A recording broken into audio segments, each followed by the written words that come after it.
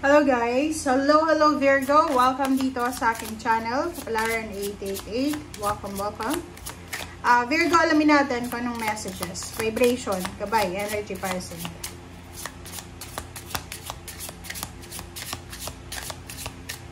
Alright. First card natin, Virgo, is manifest. Wow! So, dito Virgo, sa linggong ito, this is the second week na October, sinasabi ng barahan na kailangan mong pagsabayin yung good intention mo and yung pagiging masipag mo. Okay? Parang sinasabi ng barahan na lahat makukuha mo, lahat mamamanifest mo, Virgo. Kailangan mo lang ng sobra-sobrang tiwala sa sarili mo. Kailangan mong pagsabayin lahat ng energy, diskarte, faith mo sa sarili mo, sa Panginoon. Alam mo pag ganun? Kasi minsan, sa manifestation, may mga tao na puro lang manifestation, puro lang affirmation, pero walang kilos, walang gawa. So sa'yo, sa linggong ito, kung ano man tong minamanifest mo, kung ano man tong gusto mong gawin sa buhay mo, sinasabi ng baraha sa'yo na pagsabay-sabihin natin yung diskarte, tiwala sa sarili, kasipagan, talino, skills, parang ganun. Alright? Okay, so let's check.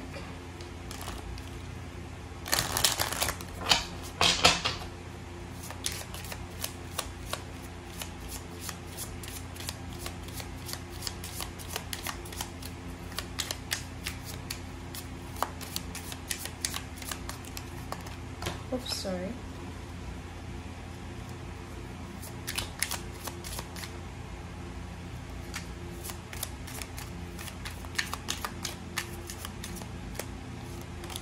Okay, it's number 10, 10 of clover. This one is 35-8. Para siyang tower. So, sinasabi ng baraha sa atin na Virgo, kung may mga mahirap ka na desisyon na ginagawa sa buhay, make sure na pag-isipan mo ng mabuti yan. Hindi siya ay kabaliktaran ng ibang reading. Kasi sa ibang reading na sinasabi ng baraha sa linggong ito na kailangan mong makinig sa mga tao sa paligid mo. Sa'yo, hindi. Sa'yo, sinasabi ng barahan na to na make sure na yung mga decision making natin sa buhay ay kalakip niya or kasama niya, or kumbaga, i-consider natin yung mga decision natin this week sa kung ano yung emotion mo. Eto ba ay makakatulong sa love life mo, sa family mo, sa friends mo, or sa trabaho mo, parang ganun. So, kailangan mo yun ay consider sa linggong ito. Okay.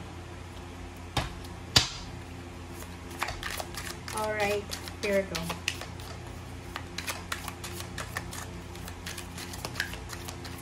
And nakikita ko siya dito na marami kang pinagdaanan na pagsubok sa buhay. And this week is, ano na siya, parang, ano na siya, recovery ba? Parang gano'n. Okay, there's a celebration coming. Okay, so sinasabi ng baraha sa'yo, Virgo, na this week ay marami kang selebrasyon na isa-celebrate or maraming rason para mag-celebrate ka. So, pwedeng yung iba, manifestation ng dreams, relationship, love life, trabaho, negosyo, salary increase, travel, or kung ano man yan na manifestation. Alright. Okay, reverse na, Four of Swords. So, nakikita ko sa'yo dito na maybe you suffered financially or emotionally. So, yun. Pwedeng may mga pagkakataon, maybe 4 months ago, 4 years ago, hindi naging maayos yung takbo ng relationship mo. Emotion, trabaho, parang ganun.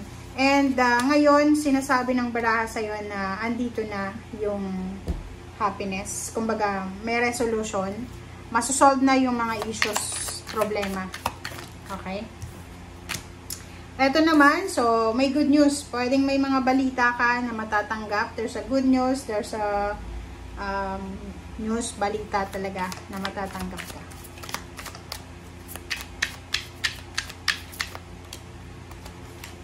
Okay. Alright, so next is Two of Wands.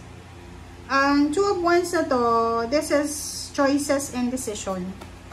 Choices and decision, so sinasabi ng baraha sa atin na magkakaroon ka ng several thoughts and emotions sa linggong ito na pwedeng maging rason kung bakit ka maguguluhan.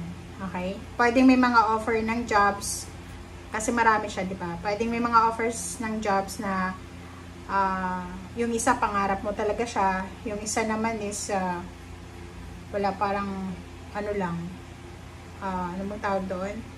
Panakip butas lang, parang ganun. So, kailangan maging matalino sa linggong ito.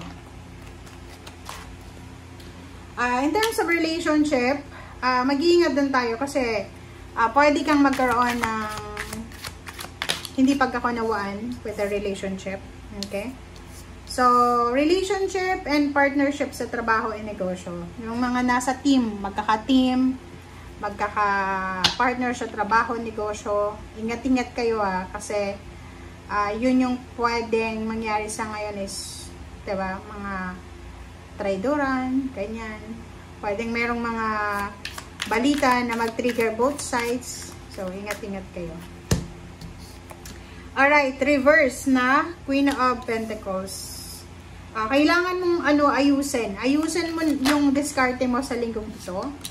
Iwasan mo yung sobrang pag-iyak, pag-iisip ng negative. Ang sinasabi sa'yo dito ng baraha, kasi halimbawa, kung may negosyo ka, like sa negosyo, pwedeng mayroong mga betrayal Pwedeng traidorin ka ng katrabaho mo, traidorin ka ng kapartner mo sa negosyo, traidorin ka ng kapamilya mo. So, ingat-ingat ka, Virgo. Lalo sa relationship pa. Pero, ang nakikita ko, maybe ikaw yan. Para, kung babae kang Virgo, may asawa, may boyfriend, parang ganun, pwedeng magkaroon ka ng temptation in terms of relationship. Pwedeng ikaw yung magkagusto sa iba. Diba? Kasi ang makikita mo dito, ang nakikita ko, Virgo, isa sa rason, lalo kung may asawa ka, may trabaho, yung basta committed ka, isa sa rason kung bakit kayo hindi magkaunawaan ng karelasyon. Kasi hindi ka na masaya Parang feeling mo, restricted, entrapped ka sa relationship. Parang feeling mo, wala. Basta feeling mo dyan, hindi ka na masaya Pag hindi na masaya yung isang tao, talagang maghahanap ng butas, diba? So, yun yung rason, yun yung dahilan kung bakit pwedeng yung mga mag-asawa, magkarelasyon, magkaroon ng lamat yung relationship nila because of third party or mga indifferences nila. Okay? Wow. Okay. So, yun guys, ang nakikita natin ngayon. This is for Virgo. Walang masyadong walang masyadong messages sa iba. Puro lang relationship, money ngayong linggo Hindi ko alam kung bakit ganun. Okay? Thank you guys. Bye!